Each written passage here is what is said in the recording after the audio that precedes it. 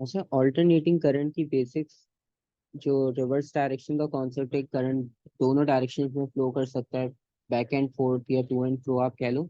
और नॉर्मली उसकी जो फ्रिक्वेंसी होती है वो 50 to 55 हर्ट्ज, यानी 1 सेकेंड में वो 50 to 55 times back and fourth move कर सकता है।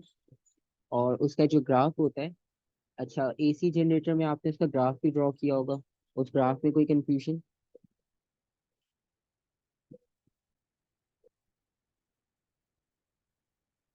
क्योंकि ग्राफ उसमें जो है वो एंगल वाइज ड्रॉ होता है, उसमें कि आपके पास जैसी रोटेशन होती है उसके अकॉर्डिंगली आप ग्राफ ड्रॉ करते हो। लेट सपोज अगर आप उसकी मोशन की बात कर रहे हो विद रिस्पेक्ट टू टाइम,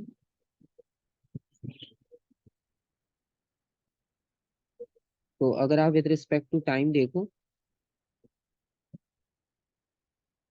तो नॉर्मली हम करंट को यहाँ पे पॉजिटिव और नेगेटिव लिखते हैं। नेगेटिव का रेफरेंस सिर्फ ये होता है कि डायरेक्शन रिवर्स हो रही है। अदरवाइज करंट की वैल्यू जो है मैग्नीट्यूड वाइज पॉजिटिव है, डायरेक्शन सिर्फ रिवर्स होती है। और नॉर्मली अगर आप उसकी करंट की डायरेक्शन के अकॉर्डिंगली ग्राफ को ड्रॉ करते हो, तो वो सिंपल एक साइन वेव की फॉर्म में बनता है, जिसमें आपको ये आइडिया होता है कि मैक्सिमम होगा एक पॉइंट पे, करंट अपनी मैक्सिमम वैल्यू पर जाएगा, और फिर जब डायरेक्शन चेंज होगी तो वो दोबारा अपनी मीन पोजीशन से पास होगा, और देन फिर वो ऑपोजिट डायरेक्शन में जाएगा, वहां पर भी उसका एम्पलीट्यूड मैक्सिमम होगा एक पॉइंट पर। इसलिए नेगेटिव की डायरेक्शन जो है वो सिर्फ आपको उसका ऑपोजिट डायरेक्शन को शो करती है। बाकी उसका कॉन्सेप्ट जो है वो ही सेम मैग्नीट्यूड वाला है जिस तरह से आपके पास पॉजिटिव साइड पर था। और दूसरा ये कि एसी और डीसी में आपके पास डायरेक्शन का डिफरेंस आ गया। रोटेशन में हम इसमें एक में स्लिप रिंग्स यूज करते हैं, एक में स्प्लिट रिंग्स यूज करते हैं। तो दोनों को डिफरेंट यूज करने का रीजन यही है आपके पास, क्योंकि दोनों की वर्किंग बिल्कुल डिफरेंट है।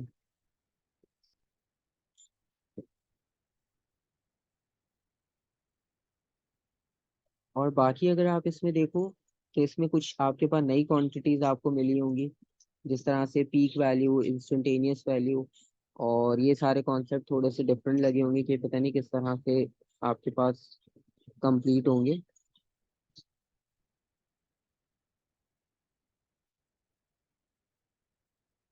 और इसमें टाइम पीरियड, फ्रीक्वेंसी और ये सब कॉन्सेप्ट भी जो आपने वेव्स में पढ़ा था, वो वेव्स वाला कॉन्सेप्ट भी सब यहाँ पे दोबारा से रिपीट होगा। और जिस तरह से फ्रीक्वेंसी का आपको फॉर्मूला याद होगा, फ्रीक्वेंसी इन्वर्सली होता है with respect to time period. तो ये सारे कॉन्सेप्ट यहाँ पर यूज होंगे, लेकिन थोड़ी थोड़ी इसमें ऑल्ट्रेशन होती रहेगी, क्योंकि यहाँ पर जो है वो सिंपल हमने वेव्स को सॉल्व नहीं करना है, हमने करंट को भी यहाँ पे इन्वॉल्व करना है। अब लेट सपोज अगर आप इसमें एक बेसिक फॉर्मूला चेक करो सबसे पहले इलेक्ट्रिक करंट के लिए।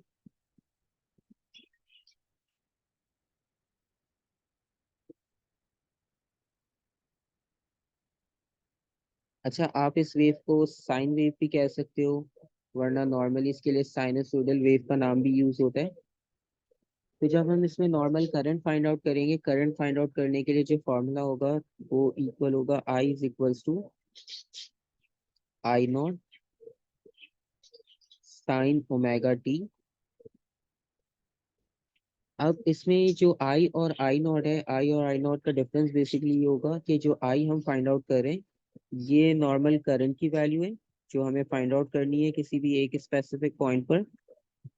और जो आई नॉट होगा, आई नॉट आपको रिप्रेजेंट करेगा पीक वैल्यू, यानी जो मैक्सिमम वैल्यू है जो आपको यहाँ से मिल रही होगी। ये आपके पास पीक वैल्यू आपको यहाँ से मिल जाएगी, यहाँ से आपको पीक वैल्यू मिल जाएगी। तो आई नॉट जो है वो पीक वैल्यू को डिस्क्राइब करेगा, सिंपल। और बाकी जो एंगल का कॉन्सेप्ट है, क्योंकि यहाँ पर वेव्स का जो एंगल होता है, जिस तरह से मोटर एसी जनरेटर में भी देखा होगा, 0, 90, 45 मल्टीपल एंगल्स बन सकते हैं, लेकिन हम उसमें सिर्फ फेमस एंगल्स को सॉल्व करते हैं। तो यहाँ पर भी सिंपल आपके पास एंगल का जो कॉन्सेप्ट है, अगर एंगल गिवन नहीं है तो आप उसको ओमेगा टी से रिप्रेजेंट कर सकते हो। और ओमेगा किसको रिप्रेजेंट करेगा?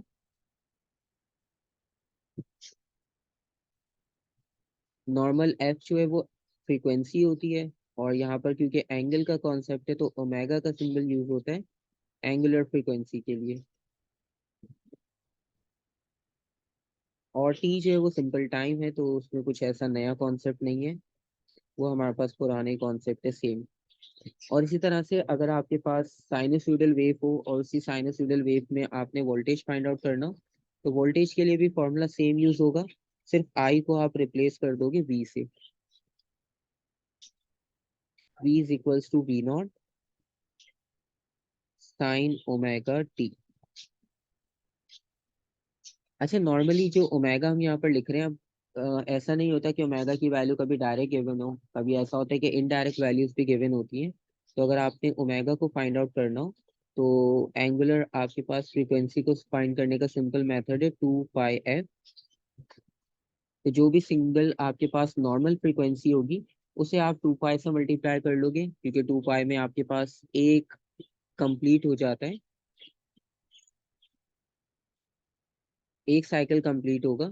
अच्छा, ग्राफ जो है वो हम ये एसी के ग्राफ की बात करें, जो ये यहाँ पर स्टार्ट में हमने ड्रॉ किया है, तो इस वेव को साइनसोइडल वेव भी कहते हैं, वरना नॉर्मल एसी के लिए भी हम ग्राफ लिखते हैं। और ओमेगा आपके पास 2 पाई एफ के इक्वल होगा सेकंड, अगर आप एफ को रिप्लेस करते हो 1/t से, तो omega is equals to 2 pi over T भी लिख सकते हो। डिपेंड करता है आपके पास क्वेश्चन में क्या गिवन है, किस तरह से आपसे पूछा है, तो उसके अकॉर्डिंगली आप उसे एक्सप्लेन कर सकते हो। ठीक है, यहाँ तक तो कोई कंफ्यूजन नहीं होगा, बेसिक सिर्फ फॉर्मूला की रेफरेंसेस हैं, और कुछ ऐसा डिफरेंस नहीं है। अच्छा, अब इसके बाद के जो कॉन्सेप्ट्स हैं, वो थोड़े से आपके पास बिल्कुल फ्रेश होंगे, जिस तरह से एक रूट मीन स्क्वायर करंट और वोल्टेज का कॉन्सेप्ट है, जिसे आप आरएमएस लिखते हो, root mean square current and voltage.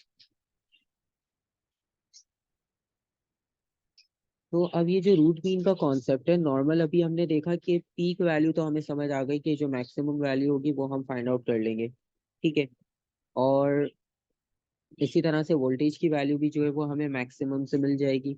अब इस आरएमएस की वैल्यू को जो है वो हम कैसे फाइंड आउट करें, या ये आरएमएस की वैल्यू जो है वो इसका कॉन्सेप्ट क्या है। तो इसका सिंपल सा कॉन्सेप्ट ये है कि जब हम डीसी और एसी को कंपेयर करते हैं, ठीक है, अब लेट सपोज हम इसमें बात कर रहे हैं एक जगह पर डीसी, और इसी के साथ आप एक कॉन्सेप्ट डिस्कस कर रहे हो एसी का। ठीक है, तो एक कॉन्सेप्ट आ गया डीसी का और एक कॉन्सेप्ट आ गया एसी का। अब बेसिकली जो रूट मीन स्क्वायर वैल्यूज होती हैं, वो आपको ये रिप्रेजेंट करती है कि जब आप डीसी करंट की बात कर रहे हो, तो डीसी करंट में भी जब करंट फ्लो होगा आपके पास कॉइल में, तो उसमें एक आपको हीटिंग इफेक्ट मिलेगा। तो एक हीटिंग इफेक्ट हमें मिल रहा है डीसी में,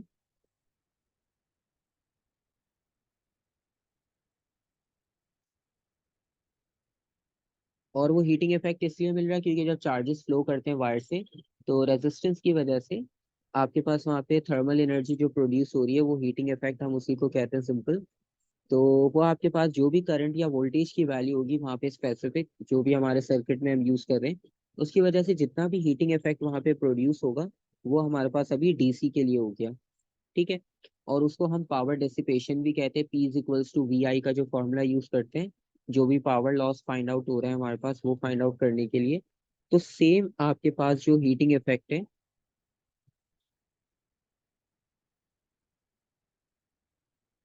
तो जो डीसी की वैल्यू होगी वो, और जो एसी की वैल्यू होगी वोल्टेज और करंट की, आपने वो स्पेसिफिक वैल्यू की यहाँ पर आप बात कर रहे हो, कि जिस पर आपको सेम हीटिंग इफेक्ट मिले।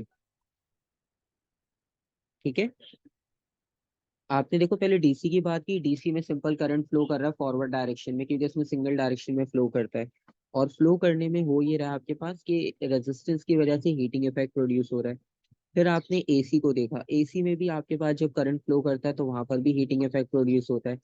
तो आपके पास वो एक फिक्स वैल्यू, ठीक है, मतलब दोनों में आपके पास कोई ना कोई एक स्पेसिफिक वैल्यू होगी जिसपे दोनों का हीटिंग इफेक्ट सेम होगा।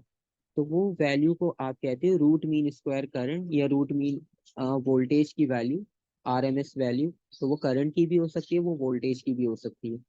ठीक है, यहाँ तक कॉन्सेप्ट क्लियर है, कोई कंफ्यूजन? मतलब वो सिंगल अच्छा, वैल्यू। यहाँ तक ठीक है। ठीक है, क्योंकि वो सिंपल वैल्यू जहाँ पे दोनों का हीटिंग इफेक्ट आपको सेम मिल रहा हो। अब आप सिंपल इसको करंट के लिए लिखोगे अगर,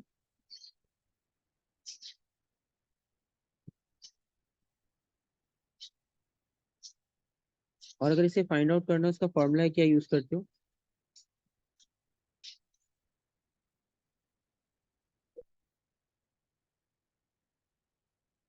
अगर लेट सपोज क्वेश्चन में आपके पास पीक वैल्यू गिवन हो और वो आपसे कहें कि आप इसकी आरएमएस वैल्यू फाइंड आउट करो, तो कैसे फाइंड आउट करोगे?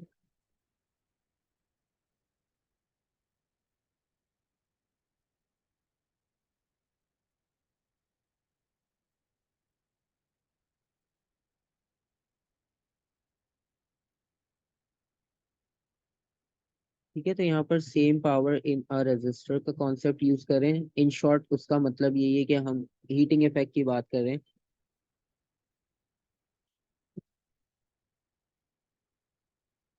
ठीक है, और इसका जो फॉर्मूला यूज होगा वो फॉर्मूला इस तरह से होगा। आपके पास अगर आरएमएस वैल्यू फाइंड आउट करनी है इलेक्ट्रिक करंट की, तो वो सिंपल इक्वल होगी जो भी पीक वैल्यू होगी उसे आप डिवाइड करोगे अंडर रूट 2 से।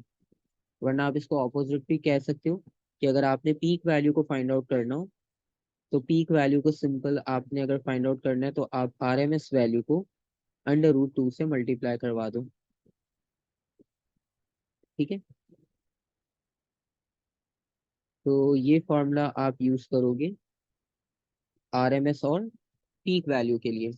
अब सेम आप जब वोल्टेज की बात करोगे, और इसमें एक फिक्स वैल्यू भी यूज करते हैं, क्योंकि नॉर्मल अब हमारे पास यहाँ पर कोई ना कोई एक स्पेसिफिक वैल्यू होनी चाहिए जिस पर ये हमें वैल्यू सेम मिल रही हो दोनों की, एसी और डीसी के हीटिंग इफेक्ट की।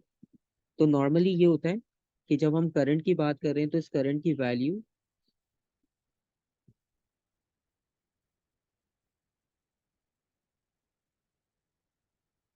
70% होती है। यानी आरएमएस की जो वैल्यू हम बात कर रहे हैं वो 70% होती है पीक वैल्यू की। मतलब जो भी आपके पास पीक वैल्यू, अगर लेट सपोज आपके पास 10 एक वैल्यू आ रही है पीक वैल्यू में, 10 एम्पेयर, तो उसका जो 7 एम्पेयर होगा, तो 7 एम्पेयर उसकी होगी आरएमएस वैल्यू, यानी उसका 70%। ठीक है, और दूसरे वर्ड्स में आपके पास बुक में कहीं पर ऐसा भी आपको लिखा हुआ मिलेगा कि 0.707 टाइम्स पीक वैल्यू। तो इसका भी मतलब वही हुआ, 70% राउंड ऑफ बन रहा है। ठीक है, तो ये सारी बातें एक ही चीज को एक्सप्लेन कर रही है। और फिर आप वोल्टेज की तरफ जाओगे तो आरएमएस वोल्टेज को भी आप इसी तरह से डिफाइन कर सकते हो। ठीक है, बस उसमें फॉर्मूला चेंज हो जाएगा। उसमें आप आई की जगह पर V R M S use कर लोगे। वो इक्वल होगा V0/√2।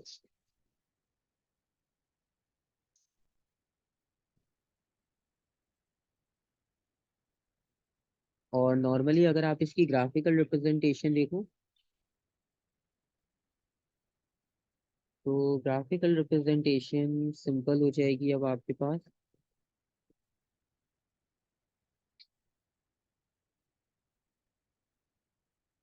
अच्छा, इसमें ग्राफिकल रिप्रेजेंटेशन, अब लेट्स सपोज हमने एक वेव कंसिडर की रैंडम अपनी मर्जी से,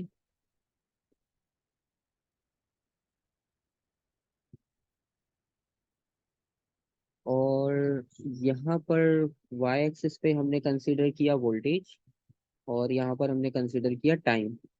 अच्छा, अब जो पीक वैल्यू होगी, पीक वैल्यू तो आपको यहाँ पे मिल जाएगी। ये हो गई इसकी पीक वैल्यू जो बिल्कुल इसके मैक्सिमम एम्पलीट्यूड को टच कर रही है। और अगर आरएमएस वैल्यू आपने फाइंड आउट करनी हो तो ऑलमोस्ट इसके 70% पे आपको इसकी आरएमएस वैल्यू मिल जाएगी। तो ये इसकी आरएमएस वैल्यू होगी और ये इसकी पीक वैल्यू होगी। तो ये इसकी एक शॉर्ट ग्राफिकल रिप्रेजेंटेशन होगी। ठीक है,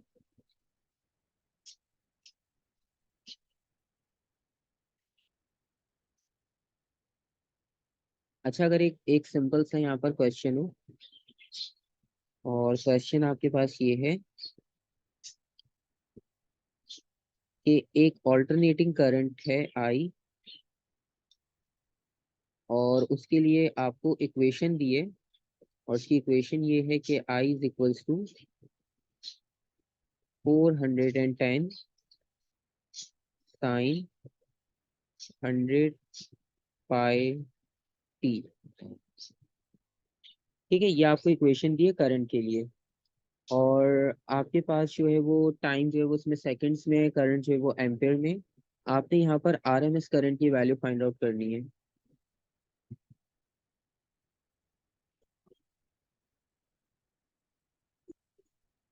तो आप कैसे फाइंड आउट करोगे?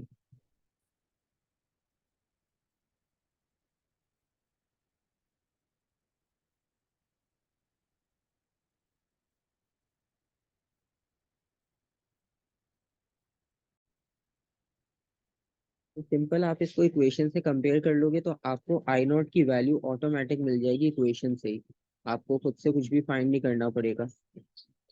तो आरएमएस का भी हमने फॉर्मूला लिखा था कि I R M S equal होगा I naught divided by under root 2। ठीक है। तो सिंपल, अब आपको ना पूरी इक्वेशन भी नहीं सॉल्व करनी पड़ेगी, क्योंकि आपको इक्वेशन से कंपेयर कर लिया। तो 410 जो है वो आई नॉट की वैल्यू है। तो I naught is equal to 410 ampere. तो सिंपल, आप 410 यूज करोगे यहाँ पर, और उसे डिवाइड कर लोगे अंडर रूट 2 से। ये वैल्यू हो जाएगी आपके पास आई आर एम एस की। ठीक है। और राउंड ऑफ इसका आंसर 289 पॉइंट कुछ आ रहा है। राउंड ऑफ अगर लिखें तो 290 एम्पेयर हो जाएगा। ठीक है। तो इस तरह के क्वेश्चन जो है वो ज्यादातर एमसीक्यूज में आपके पास होते हैं, तो उसमें हमें लगता है कि पता नहीं क्या फाइंड आउट करना है, इतनी मुश्किल इक्वेशन दे दी। लेकिन उसमें होता कुछ भी नहीं है, आई नॉट की वैल्यू को बस आपने चेक करना होता है।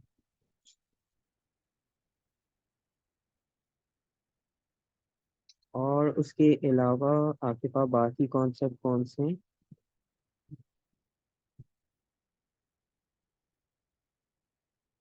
अच्छा, एक आपके पास पीक वैल्यू हो गई, और एक आपके पास पीक टू पीक वैल्यू का कॉन्सेप्ट है। तो पीक टू पीक वैल्यू में भी ये होता है कि आप एक पीक को जो है वो दूसरी पीक तक का जो डिस्टेंस होगा, ठीक है, तो वो आपके पास पीक टू पीक वैल्यू होगी।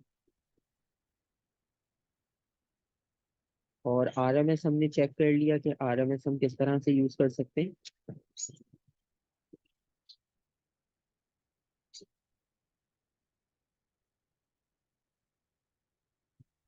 यहाँ तक कोई कंफ्यूजन, कोई क्वेश्चन?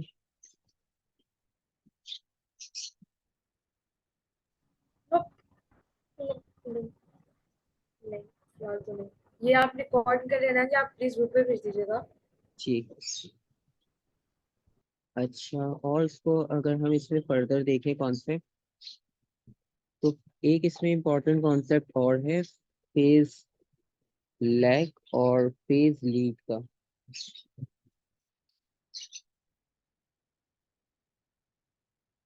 अच्छा, अब आप ये फेज लैग और फेज लीड का जो कॉन्सेप्ट है, ये आप समझ लो दो वेव्स की, अगर आप रेस को कंपेयर करो, कि अगर आपके पास दो वेव्स मूव कर रही हैं अपनी अपनी प्रॉपर्टीज के अकॉर्डिंगली, तो उनमें से कोई एक वेव आपके पास लीड कर रही होगी, कोई एक वेव लैग कर रही होगी। तो ये कॉन्सेप्ट इसी तरह से बन रहा है। आपने प्रीवियस जो है वो वेव्स के बारे में जितना भी पढ़ा होगा, कि वेव आपके पास जो है वो क्रस्ट ट्रफ, और एक अगर ट्रस्ट है दूसरे ट्रस्ट के साथ कंबाइन हो रहा है तो उसमें इंटरफेरेंस भी होता है, सुपरपोजिशन भी होती है। तो ये सारे कॉन्सेप्ट्स हैं।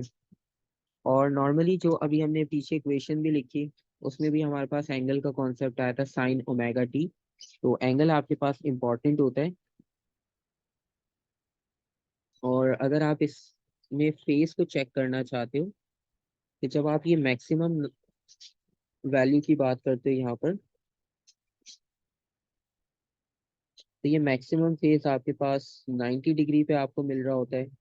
ठीक है, क्योंकि यहाँ पर आपके पास एंगल बिल्कुल 90 डिग्री का बनता है रोटेशन के वक्त। तो मैक्सिमम पीक आपको 90 पे मिल रही होगी। ठीक है। और ये वाली पीक होगी आपके पास पॉजिटिव, क्योंकि ऊपर की साइड हम पॉजिटिव कंसिडर करते हैं। और इससे आप थोड़ा सा और आगे जाओ, तो 90 के बाद स्टार्टिंग आपने किया 0, 0 से आपने 90 रोटेट किया, 90 से फिर आप आए 180 पर, और 180 के बाद आप जाओगे 270 पर। तो यहाँ पर जो एंगल होगा वो 270 होगा, और 270 का मतलब ये है कि ये पीक हमारे पास नेगेटिव है। ठीक है, पॉजिटिव तो ऊपर बन गई, नीचे हो गई नेगेटिव। तो ये आपके पास इस तरह से फेज हम ड्रॉ करते हैं। फेज का मतलब ये है कि वेव का एंगल क्या है, किस एंगल से वो मूव कर रही है, तो वो उसके फेज को एक्सप्लेन करती है। अब नॉर्मल अगर हम दो फेज को कंसिडर करें, अब लेट्स सपोज हम एक ही ग्राफ पर दो वेव्स को ड्रॉ करते हैं और उन्हें कंपेयर करते हैं कि उसमें से कौन सी वेव जो है वो लीड कर रही है और कौन सी जो है वो लैग कर रही है।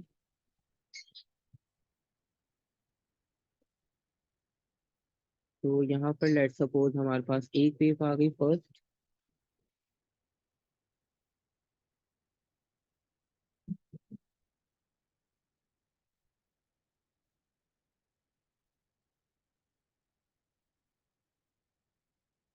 सिंगल वेव आ गई, ये फर्स्ट वेव है, और इसी के साथ हम इसे कंपेयर करते हैं सेकंड वेव के साथ।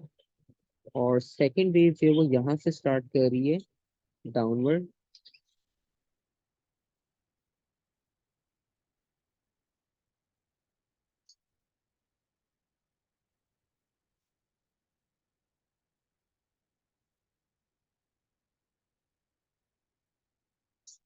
अच्छा, पहले तो यहाँ पर आपने ये बताना है कि नंबर ऑफ वेव्स कितनी है टोटल। सोर्स दो है, मतलब एक सोर्स हमारे पास ये ब्लू है और एक सोर्स हमारे पास ये ग्रीन वेव है। तो ये तो हमारे पास नंबर ऑफ वेव्स एक तो अलग चीज है। अगर हम एक सिंगल वेव की बात करें, तो एक सिंगल वेव में हमारे पास एक ही वेव कंप्लीट हो रही है, यानी नंबर ऑफ वेव्स 1 है। अगर आप ग्रीन की बात करो तो ग्रीन में भी एक वेव जनरेट हो रही है, और ब्लू की बात करो तो ब्लू में भी एक वेव जनरेट हो रही है, क्योंकि एक क्रस्ट है एक ट्रफ है। अब यहाँ पे अगर आप एंगल की मार्किंग करो, और एंगल की मार्किंग करने के बाद फिर आप उन दोनों को कंपेयर करते हो एक दूसरे से, तो फिर आपको ये आइडिया हो जाएगा कि कौन सी वेव जो है वो लीड कर रही है और कौन सी जो है वो लैग कर रही है। अब लेट सपोज अगर आप सबसे पहला कॉन्सेप्ट देखो, और यहाँ पे एक एंगल मार्क करते हैं। अब देखो ये वाला पॉइंट जो है वो थोड़ा सा आगे पीछे बना है, वो उतना मसला नहीं है। लेकिन अगर हम इस पॉइंट पर देखें तो ग्रीन जो वेव थी, जो हमारे पास वेव नंबर 2 है, उसका एंगल कितना है, 0, जो ग्रीन वाली वेव है। लेकिन अगर आप उसी पर बात करो अगर ब्लू वेव की, तो ब्लू वेव किस पॉइंट पर है, वो मैक्सिमम पे उसका एंगल 90 डिग्री है। तो इसका मतलब ये हुआ कि एक पॉइंट पे हमने उसे कंपेयर किया, और एक पॉइंट पे कंपेयर करने पे हमने ये देखा कि जो ग्रीन वेव थी वो 0 पॉइंट पर है, मतलब 0 डिग्री एंगल पर है, और जो ब्लू वेव है वो 90 डिग्री पर। तो यहाँ पर कौन सी वेव लीड कर रही है, वेव 1 या वेव 2? Wave one. वेव 1, क्योंकि वेव 1 ब्लू है और उसका 90 डिग्री आपके पास फेज जो है वो उससे ग्रेटर आ रहा है। तो इसका मतलब ये हुआ कि फर्स्ट पॉइंट पर हमने जो कंपैरिजन किया, तो यहाँ पर जो ब्लू वेव है,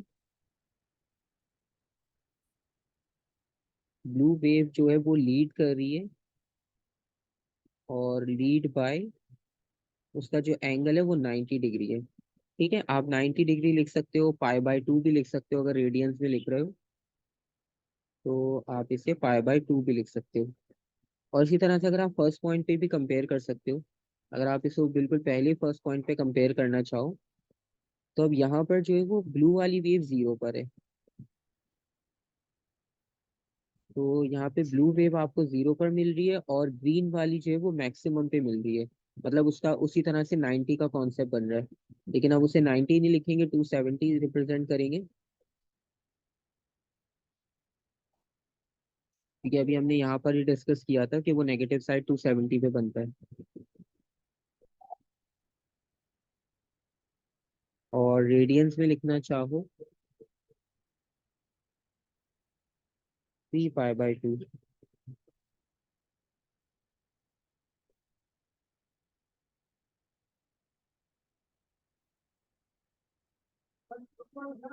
तो इस पॉइंट पर जो है वो ग्रीन वेव लीड बाय 3 पाई/2, अच्छा, आप या तो चाहो लीड के रेफरेंस से लिखो या चाहो तो लैग के रेफरेंस से लिख लो।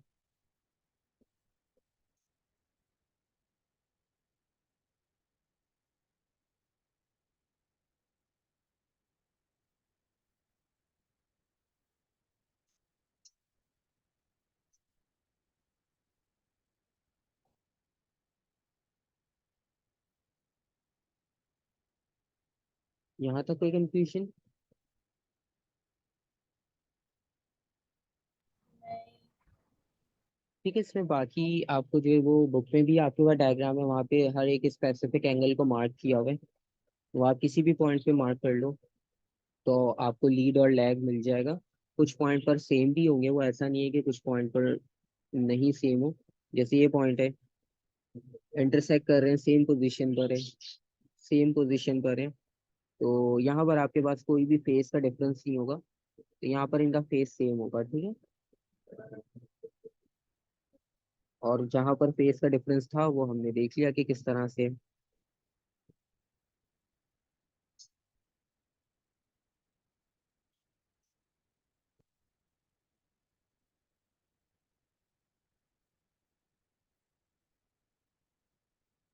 और इसके बाद इसमें जो रेजिस्टर के थ्रू आप ऑल्टरनेटिंग करंट को डिस्कस करते हो वो इंक्लूड है इसमें।